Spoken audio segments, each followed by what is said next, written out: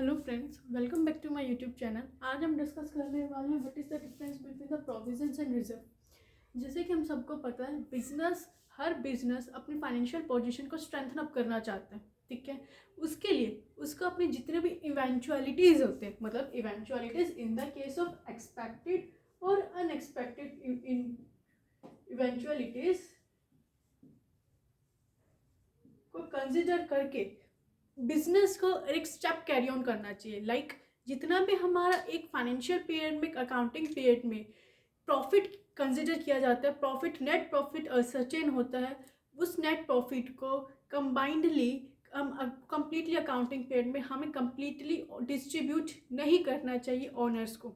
उससे क्या इफेक्ट होगा? अगर हम ऑनर्स को कंप्लीटली डिसाइड, जितना भी हमारा नेट प्रॉफिट कंसिडर हुआ, अगर हम कंप्लीटली डिस्ट्रीब्यूट कर देते हैं टू दी ऑनर्स, तो हमारे जो फ्यूचर अनसर्टेन लाइबिलिटीज होते हैं, चाहे सर्टेन लाइबिलिटीज हो या अनसर्टेन लाइबिलिटीज हो, it consider that is the non liabilities हो या अननोन लाइबिलिटीज हो। ठीक है, अगर हम उनका पता नहीं कर पाएंगे तो उसके बेसिस पर जो हम फ्यूचर में जो फेस करना पड़ेगा, तो उसके बेसिस पे हमें एक एक्सट्रीम लॉस कंसिडर करना पड़ सकता है। तो हम उनसे बचने के लिए बेसिकली हर बिजनेस दो टाइप के अकाउंट्स मेंटेन करता है, basically in the form of the saving the remaining distributed in the form of the provisions and in the form of the reserves. Firstly, we will discuss about the what is the meaning of provision. Okay, provision सबसे पहले आप देखिए, provision is charged to the profit and loss account, charged with the profit and loss account, और कहाँ? In the debit side, in the debit side. Okay, provision basically हमारा क्या समझ लो provision से? प्रोविजन हमारे बेसिकली डिफरेंट वेज के हो सकते हैं। लाइक आप बोल सकते हो प्रोविजन फॉर डेप्रिशिएशन, अपने नेम सुने हुए ही हम डेप्रिशिएशन प्रोविजंस मेंटेन करते हैं हर बिजनेस में, provision for depreciation. And second one is for the provision for doubtful debts. आप बोल सकते हो provision for discount on debtors. इस टाइप के हम प्रोविजंस मेंटेन करते हैं। बट एक्चुअली में प्रोविजन होता क्या है? प्रोविजन हम मेंटेन करते हैं कि जब हमें ये पता हो कि क्या हमारे फ्यूचर में एक अनसर्टेन लाइबिलिटी कंसिडर होने वाली है। आपको पता है कि एक लाइबिलिटी तो होगी, जिससे हम बोल सकते हो अनसर्टेन लाइबिलिटी, बट उसके बेसिस पर आपको ये तो पता है, मैं अन हटा दूं तो क्या होगा? Certain liability. ठीक है, आपको ये पता है कि फ्यूचर में आप फेस करने वाले हो एक liability, but you don't know about the amount of that particular liability, but you don't know about the amount of that liability. It considered that is the uncertain amount of debt liability आप कर सकते हो provision.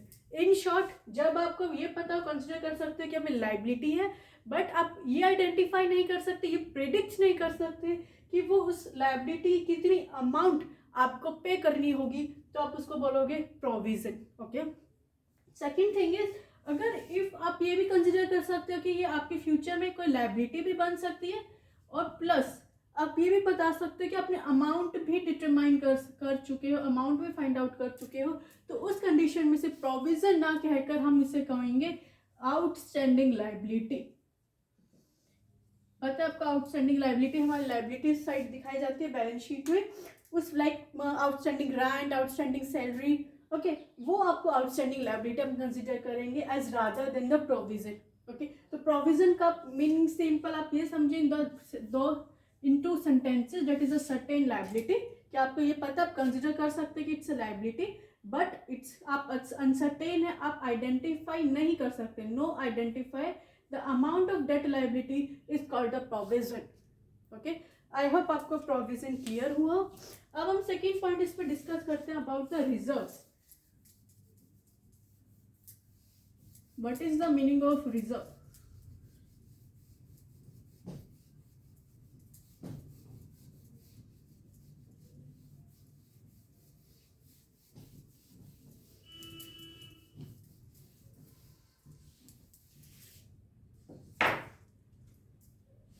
देखिए, what is the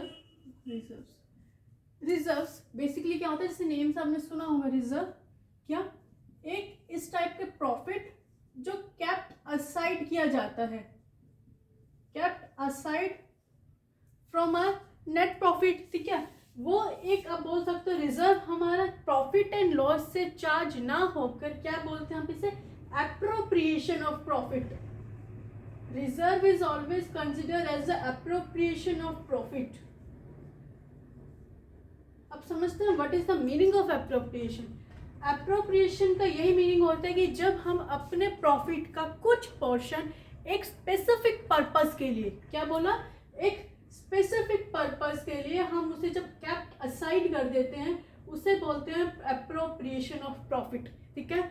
इसलिए कभी भी हम reserves को प्रॉफिट एंड लॉस अकाउंट से चार्ज नहीं करते, बट एक स्पेशल अकाउंट क्रिएट किया जाता है जिसे बोलते हैं appropriation of profit and loss account, जो बेसिकली आपने सुना होगा in the chapter of the partnership. Okay, partnership में पार्टनर्स हमेशा अपने अकाउंट क्रिएट करते हैं, एक स्पेशल अकाउंट्स क्रिएट करते हैं, इसको बोलते हैं appropriation of profit and loss account. उसके अंदर रिजर्व्स किया जाता है और रिजर्व्स के अंदर अगर कोई भी डिस्ट्रीब्यूट बेसिकली किया जाता है, ठीक है। तो आपने वैसे किया होगा एप्रोप्रिएशन ऑफ प्रॉफिट, हम बेसिकली रिजर्व्स मेंटेन करने के लिए बनाते हैं। एप्रोप्रिएशन ऑफ प्रॉफिट क्या बोला मैंने, एक ऐसा अकाउंट जो एक स्पेसिफिक पर्पस के लिए हम एक कैप्ट असाइड रखते हैं जिन पर कुछ बैलेंसेस को।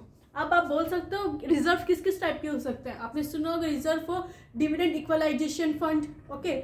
आपने सुना होगा रिजर्व्स लाइक किस किस टाइप के सुने होंगे आपने रिजर्व्स, जनरल रिजर्व सुने हैं आपने, रिजर्व फॉर एक्सपेंशन सुने आपने, डिबेंचर रिडेम्पशन रिजर्व सुने। तो ये क्या है, स्पेसिफिक पर्पस के लिए जब आप कुछ रिजर्व मेंटेन करते हैं तो उसे बोला जाता है बेसिकली रिजर्व अकाउंट, ओके। इसे क्लियर। तो हम क्या बोल सकते हैं, रिजर्व हम क्यों मेंटेन करते हैं, बेसिकली जो हमें अननोन लायबिलिटी होती है, अननोन लायबिलिटी हम ये कंसिडर कर सकते हैं कि जो अननोन लायबिलिटी हमें ये नहीं पता कि फ्यूचर में हमारा कितना लॉस हो सकता है, यही नहीं पता कि कौन सी लायबिलिटी कब कंसिडर हो जाए, ठीक है। उस लायबिलिटी के लिए बेसिकली अननोन लायबिलिटी प्रोविजन में क्या था, हमें लायबिलिटी नोन थी but amount is not known, amount is unknown, तो उस सिचुएशन में हमने उसे प्रोविजन बोला था। But in the case of the reserve liability he is completely unknown, okay. तो उस बेसिकली हम बोला जाता है उसे रिजर्व। लास्टली कंक्लूजन कर लेते हैं, क्या था प्रोविजन, जब आपको पता है it's a liability but you can't determine the amount of that particular liability is called the provision, okay. And the reserve is when you can't find out, when you can't determine that is future में आप कौन सी predict कर सकते हो unknown liability, कौन सी आपकी liability आपको पता ही नहीं है कि कौन सी लायबिलिटी कब कंसिडर हो सके, तो उसके पॉइंट ऑफ व्यू से हम कैसे फ्यूचर में सेविंग करते हैं, रिजर्व मेंटेन करके रखते हैं, तो आप उस पॉइंट ऑफ व्यू से रिजर्व को आप यहाँ समझ सकते हैं, ओके। जो फ्यूचर में हम फेस करना पड़ता है, ओके। आई होप आपको डिफरेंस समझ आया होगा प्रोविजन और रिजर्व के बीच में, ओके। इफ़ यू हेल्प, अगर आपको वीडियो हेल्पफुल लगी हो तो please like, subscribe and share to my YouTube channel. Thank you.